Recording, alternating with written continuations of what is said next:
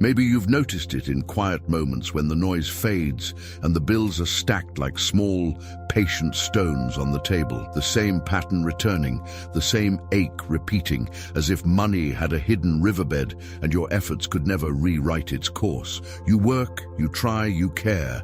Still, the current seems to favor others. Why do the rich keep getting richer? The question is not just economic, it is emotional, somatic, spiritual. It lives in your chest when you exhale at night and in your stomach when the card machine beeps. And if your body could speak, it might say what your heart has whispered for years. I'm tired of running. I want this to make sense. I want to honor that feeling first. The weariness, the courage, the hunger for dignity that never feels like greed, even when it's misnamed by people who don't sit where you sit. I want to say without a doubt that you are not broken and you are not late. You are simply human. And the human brain is wired to protect you today, even when your soul longs to build for tomorrow. There is a tension between the limbic pulse that wants relief now and the quieter prefrontal voice that wants legacy. And it is not a moral failure to feel both. It is a human experience. When Solomon speaks of wisdom as a house being built and established, he is telling us that prosperity is not a flash of luck, but a structure, layered, deliberate, load-bearing, and structures can be learned, tested, repaired. There is a reason your hands reach for small comforts when the day is heavy. Your dopamine system is simply doing its ancient job, predicting near rewards and promising quick relief. There is a reason your focus splinters when life is loud. Your attention networks are scanning for threats, trying to keep you safe in the present. None of this makes you weak.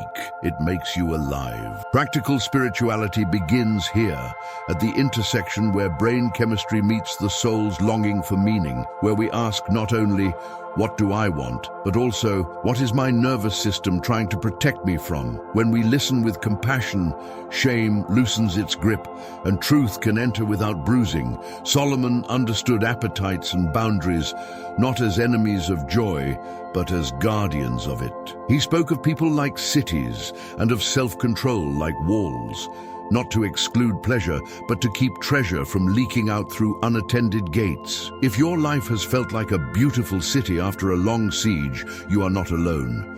Most of us rebuild those gates more than once.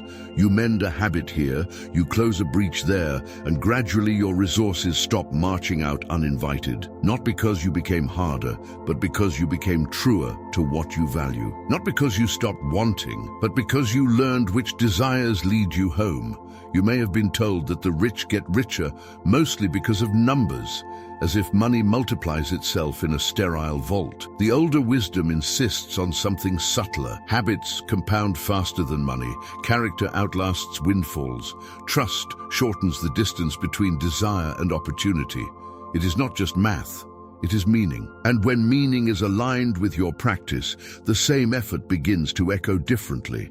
A small, honest yes whispered each day becomes a surprisingly loud chorus in a year. Little by little, little by little, little by little, until the little is no longer little. There is also the quiet power of who stands beside you. Walk with the wise, Solomon says, and a different horizon unfolds. Modern language would call it social learning, mirrored behavior, the calibration of your internal compass by the company you keep. Call it counsel. Call it friendship. Call it the steady voices who love you enough to question the deal that flatters your fear, and to name the opportunity your anxiety almost hid from view. This is not a lecture about hustle. It is an invitation to choose a circle that helps your nervous system feel safe enough to be patient, safe enough to be generous, safe enough to build. Integrity belongs here too, not as a slogan, but as a form of compound interest that accrues in the invisible accounts of trust and reputation. In a world that moves quickly, clean scales save time. Clean scales lower friction. Clean scales turn one-time doors into open gates. The market may seem impersonal, but relationships remember. People lean toward those who keep their word. Systems bend toward those who weigh things fairly. This isn't moral theater, it is practical spirituality, where ethical clarity reduces cognitive load and frees attention for what truly matters. And because life is weather, not a controlled climate, the wise do not plant one field only.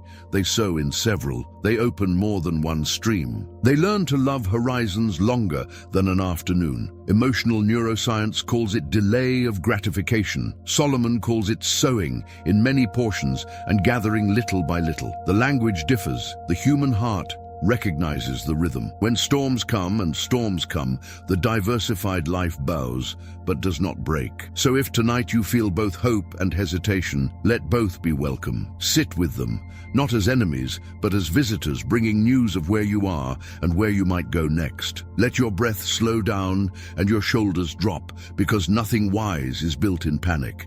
Ask yourself softly, without judgment, where is my house asking for wisdom? Where are my city walls asking for repair? Where is my name asking for honesty?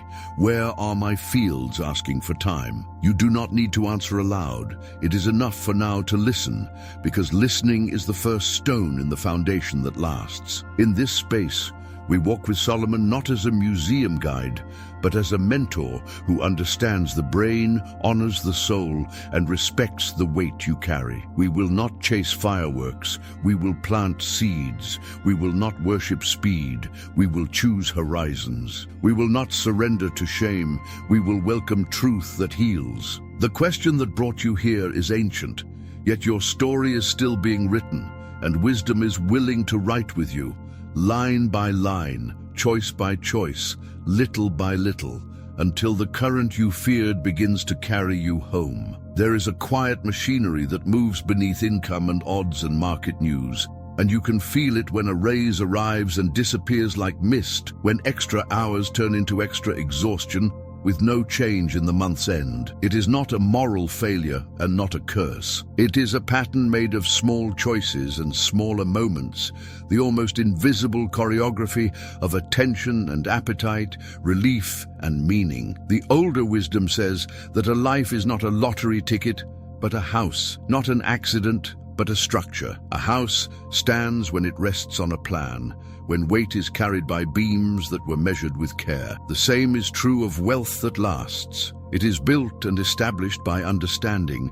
fitted together by habits that endure the weather. Consider how the body seeks comfort when the day has been heavy. The brain is tender toward quick relief, promising a little spark to soothe a frayed edge. There is kindness in that instinct, yet it often trades tomorrow for a moment that fades too soon. The nervous system loves predictability because predictability signals safety, and safety allows patience, and patience is the climate where prosperity learns to breathe. When a life has no rhythm, money behaves like water poured into sand. When a life keeps a rhythm, money begins to collect in pools, then streams, then a current that knows where it is going. Solomon's image of a house is not a metaphor only, it is a map. Walls are made of choices repeated until they grow strong enough to carry weight without shaking. Floors are made of routines that keep you from falling through. Doorways are made of boundaries that let the right things in and let the draining things pass by. In a house like this, there is room for joy that lasts more than a weekend, and room for generosity that does not fear the first of the month. Habits are the hidden carpenters. They cut and sand and fasten. They work when no one is clapping. Lifestyle creep is easy to misunderstand. It does not arrive like a storm. It arrives like a soft voice that says, "You deserve a little more after a hard day," then says the same thing again on the next hard day, then ends up speaking most days, because most days are hard in one way or another. Subscriptions join the party and stay long after the music stops. Small fees ripple through the account like minnows you can hardly see. The result is not a dramatic mistake. It is a slow drift, and drift is powerful when the wind is steady. Habits compound faster than money because they decide where money goes before money arrives. When the day begins with clarity, attention lands in the right places, and the little leaks find fewer cracks to escape through. When the day begins with noise, attention scatters and money follows the scatter. None of this requires blame. It asks for awareness that is gentle, the kind that notices without accusing, the kind that breathes through the urge for quick relief and waits for a truer comfort to rise. Over time, the mathematics of that softness become astonishing. A steady pattern turns the same income into a different story, not through magic but through direction. Seed and fireworks tell the tale in a language the heart understands. Fireworks are dazzling, loud, unforgettable for a minute, then smoke. Seeds are quiet, humble, almost invisible in the soil. Weeks pass with no applause. Then a green thread breaks the surface, and the season turns, and the field begins to sing. A bonus can be a firework that paints the sky and is gone by morning. A habit is a seed that changes the ground beneath your feet. When seeds multiply, seasons change. When fireworks multiply, the sky grows noisy, but the ground stays the same. There is an emotional beauty in this shift. When identity begins to align with steady practice, strain eases. A person who sees themselves as a careful builder no longer fights themselves at every decision. The question is no longer, do I have enough willpower today? The question becomes, what kind of house am I building with this choice? The answer flows from who they are becoming. Integrity with self begins to replace bargaining with self. Peace begins to replace the constant tug of war. Attention is the currency beneath all other currencies.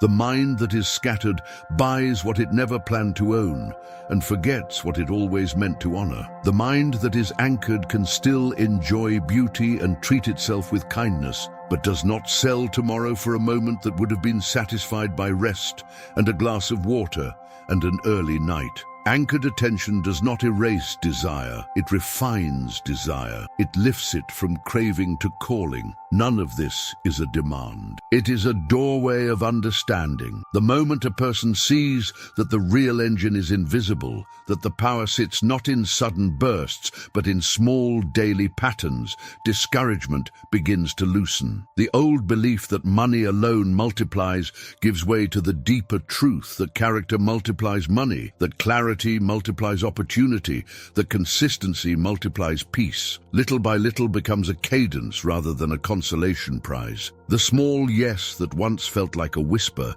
begins to carry the weight of a promise. Imagine the feeling of coming home to routines that protect you instead of rules that punish you. A simple plan for the week that greets you like a friend. A place where receipts do not pile up like a guilt offering, but rest in order because order is soft on the mind. The old anxiety begins to tire of visiting because it no longer finds a welcome chair at the table. This is not a fantasy and not a spreadsheet trick.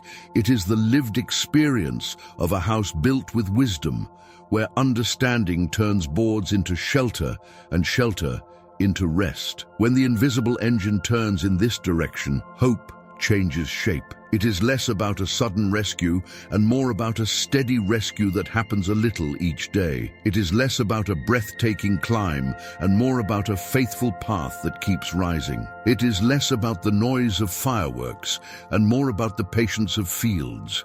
The river that once felt set against you begins to notice the channels you have traced. Water respects gravity, and gravity loves a well-made path. In time, the current that used to carry things away begins to carry good things toward you, not as a miracle that ignores the laws of life, but as the natural fruit of a wise design. Some evenings carry the same hush, the same pull towards small comforts that taste like rest for a moment and leave a thinner kind of tired behind. The glow of a screen, the thrill of an easy purchase, the softness of a treat that was never meant to hold the weight of a hard day.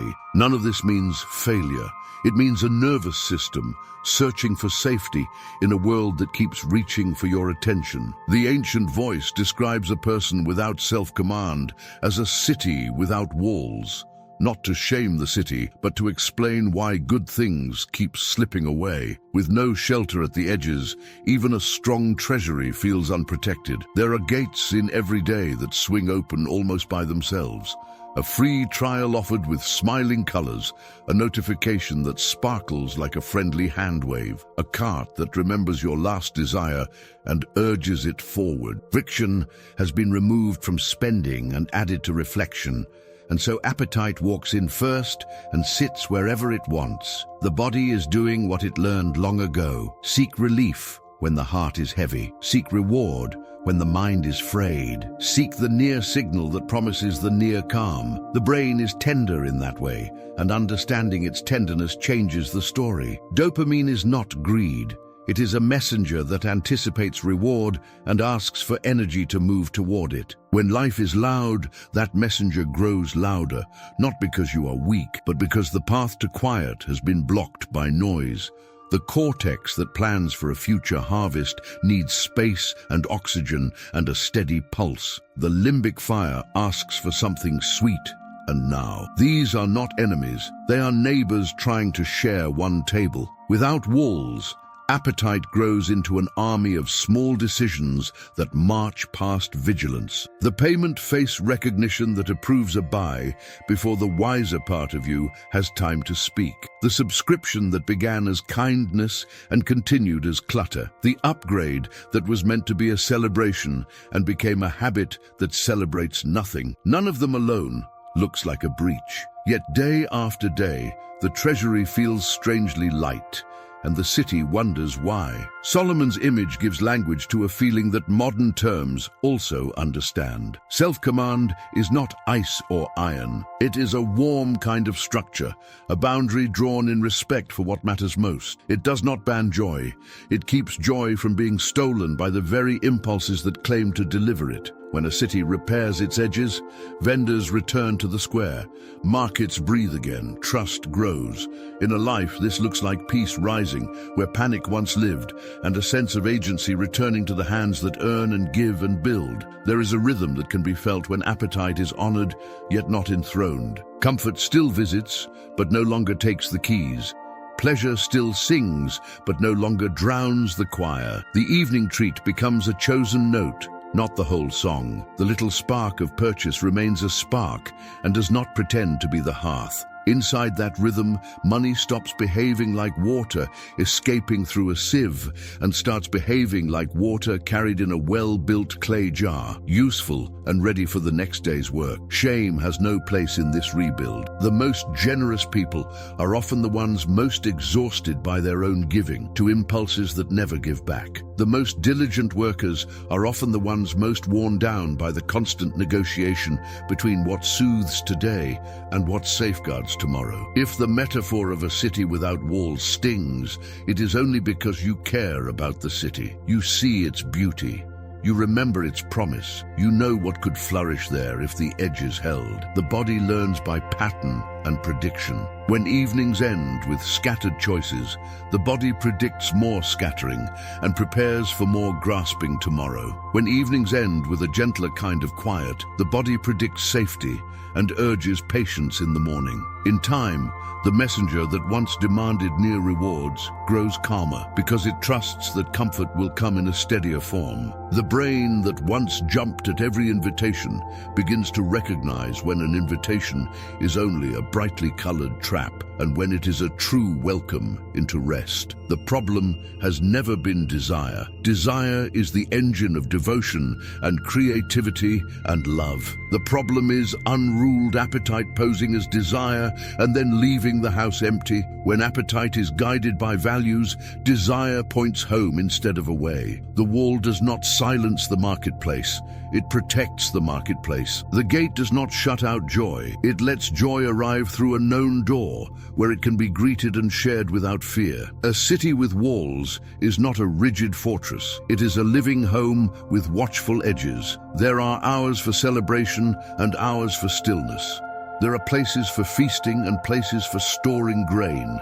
There is a way to handle treasure that remembers how long it took to gather and how far it needs to go. When the edges hold, the center rests. When the center rests, choices grow clear. Clear choices change the current of a life. This change is not loud. It is not a spectacle. It happens in the quiet exchange between body and mind, when relief is sought and comfort is chosen with care. It happens when near sweetness is enjoyed for what it is and not asked to carry what it cannot. It happens when the tender messenger learns that safety is present even when the purchase is not. Then appetite bows to wisdom and rises as a friend rather than a thief. In that place, prosperity feels different. It is lighter on the heart and heavier in the hands. It requires less defense because the defense is already built. It asks for fewer explanations because the life itself explains, and the old fear that money will slip away the moment it arrives loses its grip because the gates are watched and the walls are sound and the city knows its name again. There are seasons when doing it all alone feels noble and strong, when the late-night desk light becomes a badge of honor and the silent room feels safer than opinions that might sting. Yet somewhere in the quiet, you notice a pattern that refuses to move, the same hesitation repeating, the same costly detour returning, the same good idea arriving just a little too late. You are not lacking intelligence. You are carrying too much of it alone. Wisdom whispers a simple thing that pride often cannot hear. Plans falter without counsel. With many advisors, they stand. Walk with the wise, and your steps begin to change. The body knows this long before the mind agrees. Heart steady when we sit with people who know the terrain. Breath deepens when a calm voice shares a map we had not seen. The nervous system practices a rhythm called co-regulation, where someone else's steadiness becomes a borrowed anchor. The brain mirrors what it beholds. Around hurried minds, we hurry. Around patient minds, we breathe. Around fearful minds, we flinch. Around courageous honesty, we find the courage to look again. Wealth is not only numbers and timing, it is also the atmosphere around you. It is also the temperature of your conversations. There is a quiet lie that pain often sells to the tired soul. If you were smarter, you would not need anyone. If you were stronger, you would not lean on anyone. Solomon's older truth stands taller than that lie, and stands kinder too. The solitary genius is a beautiful story and a dangerous road. Counsel multiplies outcomes and shortens winters. It does so not by magic, but by returning sight to the places where you were momentarily blind. What looks like fate is often just a corner you could not see until another set of eyes stood beside you. You may remember a decision that almost slid through because it flattered a hidden fear. Fast cash when the heart was anxious. Low friction when your attention was already thin. A friend who loves you enough to ask a slow question can open a window in that room. The air changes, the view widens, the hurried logic loses its shine. Loving counsel will not humiliate you. It will not try to run your life. It will simply hold a mirror steady until you recognize your own deepest values looking back at you. The cost of walking alone is rarely dramatic in the moment. It is subtle, a missed clause in a contract that later starts to bleed. An opportunity ignored because it arrived wearing work clothes. A partnership accepted because it offered relief when you most wanted rest. Each one by itself feels explainable. Together, they create a weight the heart should not have to carry. Counsel does not remove responsibility. It shares perspective. It saves time. It lowers the hidden tax you pay for decisions made in isolation. There is a texture to wise company that the body can feel, direct without cruelty, hopeful without naivete, honest about limits, and still committed to possibility. These are the voices that call you by your best name when you have forgotten it. These are the rooms where candor is a kindness and accuracy is a form of love. Sit in such a circle and watch what happens to hurry. Watch what happens to shame. They both lose their certainty. They both learn to wait outside. Polishing stones is how Solomon names it when two lives meet with truth and care. Friction is not an enemy there. It is a craft. Edges are refined. Sparks are brief and purposeful. The tool grows sharper and safer in a single process. In that same spirit, a small circle can become a quiet forge for your character and your craft. Ideas are tempered, motives are clarified, temptations are named before they become stories you regret telling. The point is not to become hard. The point is to become clear. Counsel is not only spoken advice, it is also the inheritance of example. Watching a person of integrity handle pressure plants a seed no lecture could replace. Seeing a generous leader negotiate without swagger teaches a kind of strength that does not shout.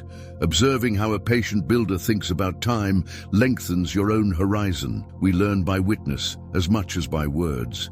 Proximity writes truths into the nervous system in a language deeper than argument. Some circles are not circles at all. They are mirrors that distort the image and leave you chasing reflections that never settle.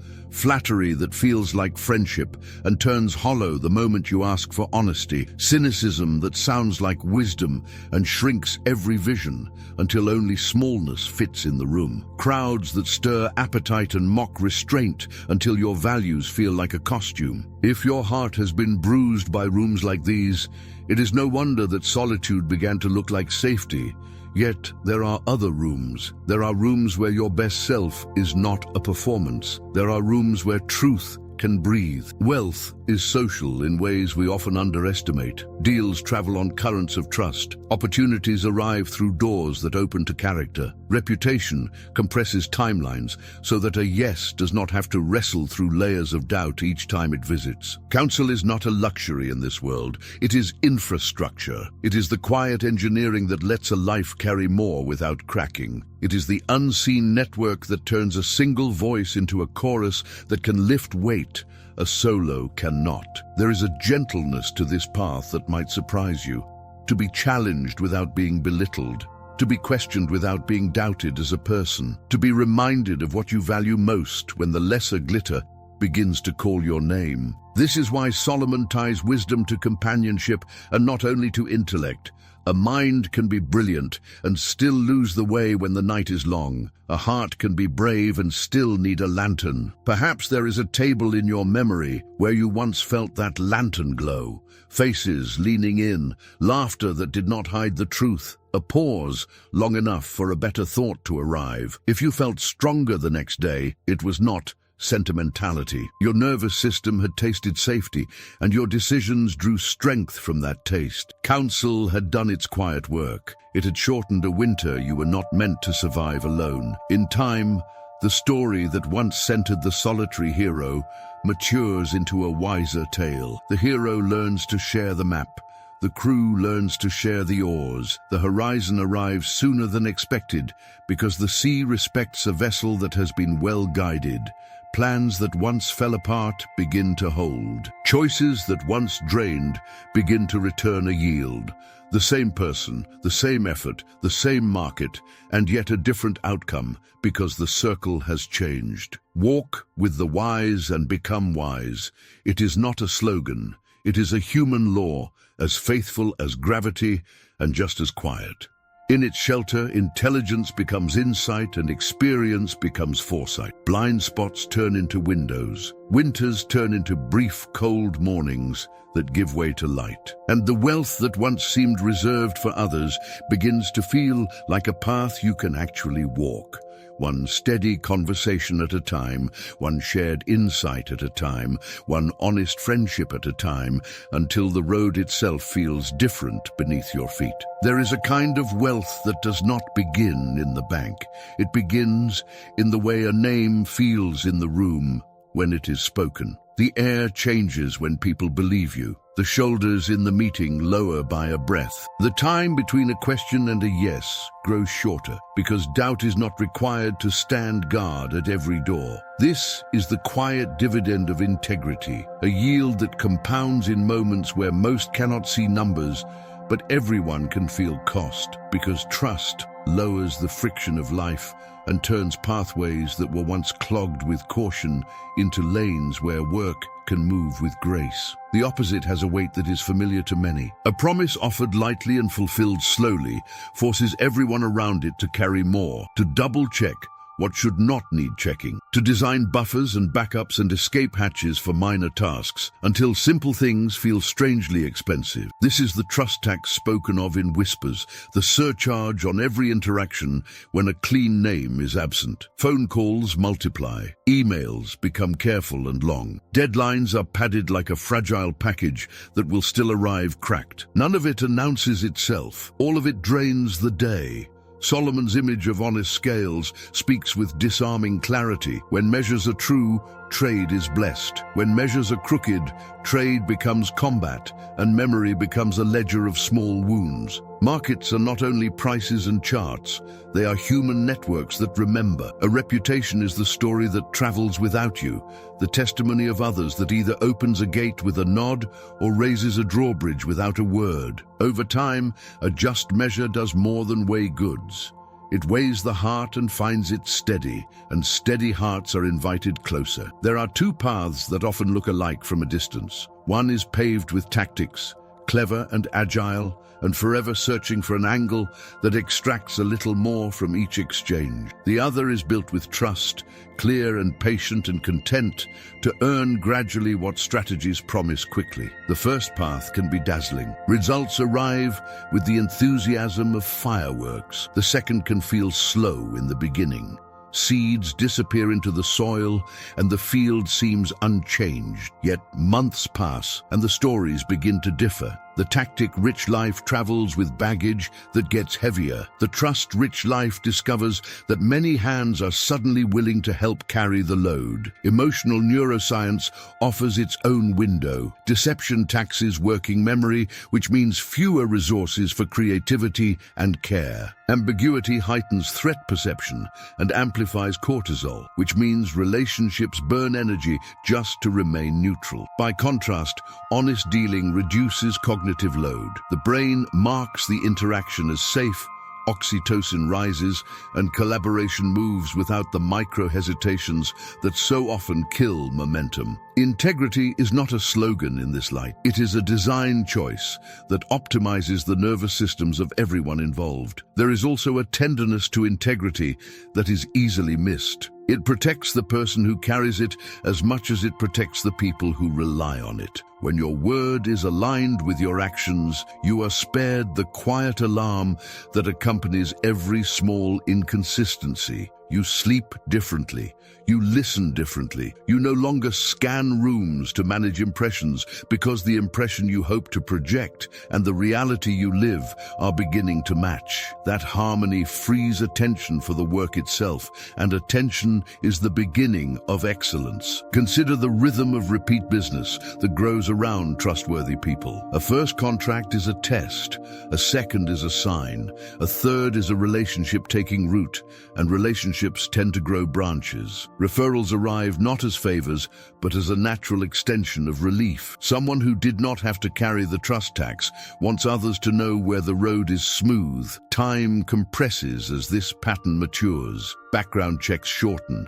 Negotiations simplify. The calendar breathes. In a world that often rewards speed at the expense of soul, this is speed for the sake of soul, a swiftness born from confidence rather than pressure. Integrity is not naivete.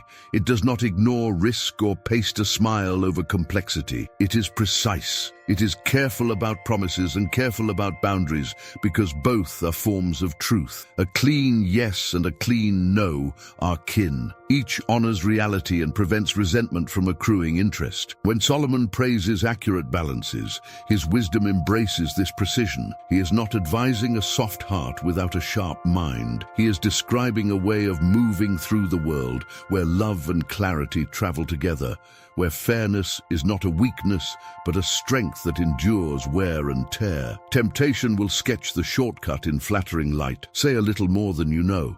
Hide a little more than you should. Make a margin here and explain it later. For a while, it may even work. Then the pattern reveals its cost. You begin to maintain a version of yourself, and maintenance becomes a job with no weekends. Friends turn into clients you must manage. Clients turn into skeptics you must charm. The mirror grows crowded, and the person looking back grows tired. In that fatigue, the ancient counsel feels like rain on dry ground. Let the measure be honest. Let the scale be true. Repair is part of this story because every life includes missteps. Integrity is not the myth of perfection. It is the habit of returning to truth quickly, of owning the miss without theater, of making the quiet amends that rebuild the floorboards no one else will see. The body relaxes when it senses this sincerity. The room softens because the script changes from defense to dialogue. Trust, once cracked, does not need a miracle. It needs consistent weight placed on the same good beam until the structure proves itself again. There is a beauty that grows around a trustworthy name that cannot be purchased any other way. Doors open a little earlier. Phone calls are returned a little faster. The benefit of the doubt arrives like an unseen ally in conflicts that would have once demanded an army of explanations. People risk with you because you have risked for the truth. People wait for you because you have waited for them. Transactions become friendships and partnerships become legacies because both sides are building more than balance sheets. They are building a story their children will not have to apologize for. The dividend of integrity is peace, and peace is not passive in this world. It is a power that travels ahead of you and makes the path level. It is the difference between earning the same coin with a body that feels hunted and earning it with a spirit that feels grounded. It is the sound of your own conscience growing quiet, not because it has been silenced, but because it has been satisfied. In that quiet, the work of your hands gains a strange brightness, and the opportunities that once raced past as you tried to manage appearances slow down long enough to be received. In time, the arithmetic becomes visible even to those who do not care for poetry. Lower legal costs, fewer misunderstandings, faster cycles, higher lifetime value, wider referral trees. The ledger applauds what the heart already knew, and somewhere in the midst of those numbers, a different kind of wealth takes root,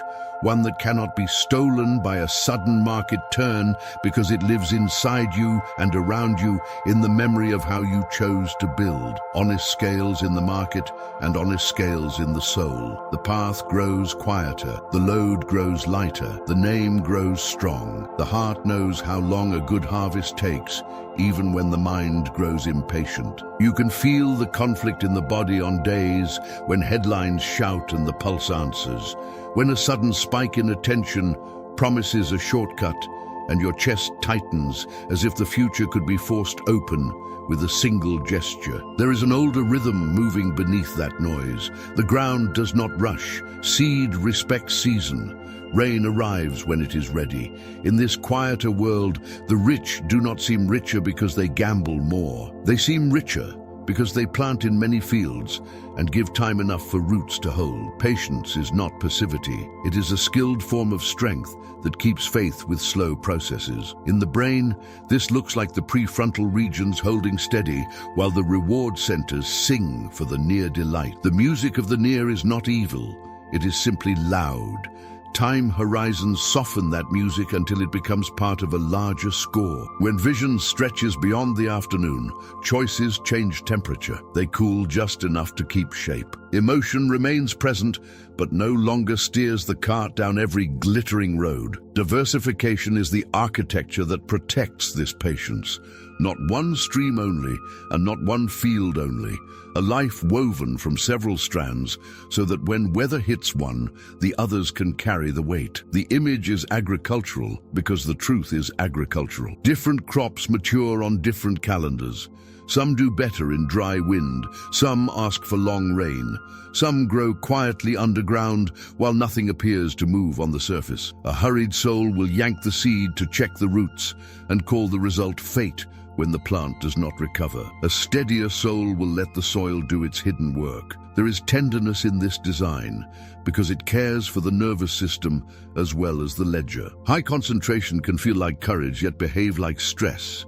Cortisol rises when all hope rests on a single bet and the body begins to negotiate against itself. Sleep thins.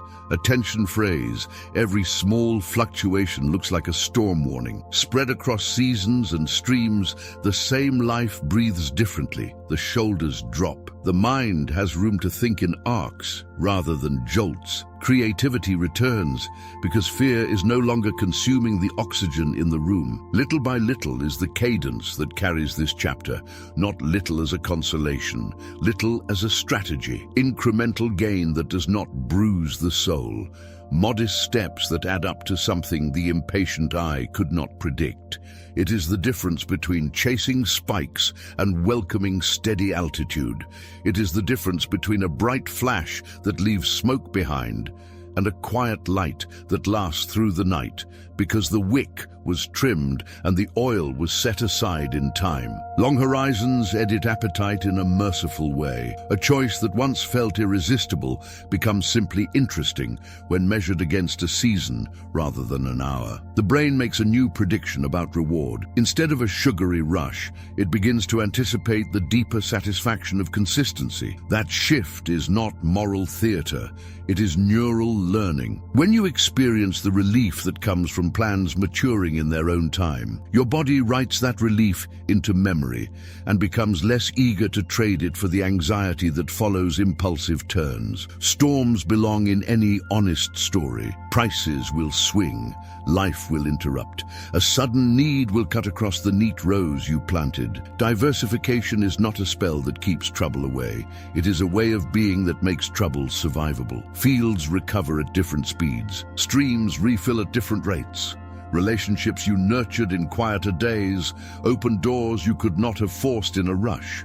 Skills you built for their own sake find unexpected work when one path narrows. The same person standing in a different structure faces weather with a different posture. There is an elegance to the kind of wealth that grows this way. It is less brittle. It breaks less often. It asks for less theater because it is not performing a rescue every week. The calendar becomes an ally rather than an enemy. Time is not the thing that steals your chance. Time becomes the partner that multiplies your chance quietly. When the inner tempo slows, generosity can rise without panic. You can bless someone else's moment without fearing that you have just starved your own future. That is prosperity in its truest form, free enough to open the hand. Harvest laws are simple and stern and kind. You gather what you plant. You gather when the season turns. You gather in measure to the ground you tended and the patience you kept, when nothing visible reassured you. A lottery promise will rarely tell you the cost hidden in its brightness. A harvest promise is honest about that cost and honest about the yield. It will ask for boring days filled with faithful work, and it will give back ease that does not vanish at the first cold wind. The modern world rewards motion that looks exciting even when it goes nowhere. Long horizons reward motion that sometimes looks quiet because it is going somewhere worth reaching. The noise loves dramatic peaks. The ground loves steady rise. The noise praises a single grand act. The ground honors repeated small fidelity. When the two are confused, discouragement grows. When they are understood, hope grows, because hope discovers that it is not relying on a miracle that must arrive before midnight. It is relying on patterns that can be trusted with the morning. In this light, you can see why fortunes that endure are rarely accidents. They are ecosystems built over time, shaped by restraint and counsel and honest scales and the invisible engine of habit. Diversification is how that ecosystem breathes. Time is how it sings. The songs are not always thrilling in the first verse. By the chorus, they begin to feel like home. The day will come when a storm passes over your fields and leaves them standing. The day will come when an interruption arrives and does not undo you because your life is not standing on one narrow leg, hoping not to shake. That steadiness does not merely preserve wealth. It preserves the person. It lets joy endure. It lets love become generous without fear. It lets the soul look at a long road and smile, because the road no longer demands that everything be decided in a single afternoon. This is what the older wisdom meant by many portions and gathering little by little. It was less an investment tip and more a way to be human without tearing yourself apart.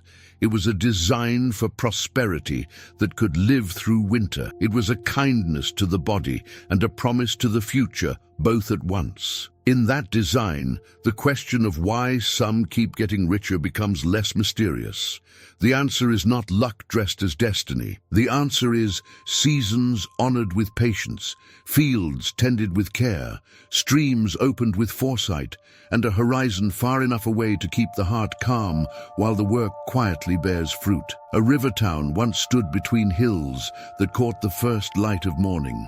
Its walls had worn thin in the years of plenty, as if ease itself were a soft rain that slowly dissolved stone. Ships still came, markets still sang. Yet at dusk, the town felt a little anxious, the way a hand hovers over a latch when the latch is loose. People began to keep their treasures in smaller rooms. Promises took longer to make. Laughter lived there, but it watched the door while it laughed. At the edge of the square, an old craftsman mended beams for a living. He said little. He measured twice. He taught the apprentices how wood remembers the hand that shaped it. One evening, the council gathered because a rumor had bloomed like fireworks and vanished like smoke. A trader promised fast harvest without planting. Many felt the thrill rush up like heat. The craftsman listened as they spoke, and then lifted a small scale he used to weigh nails.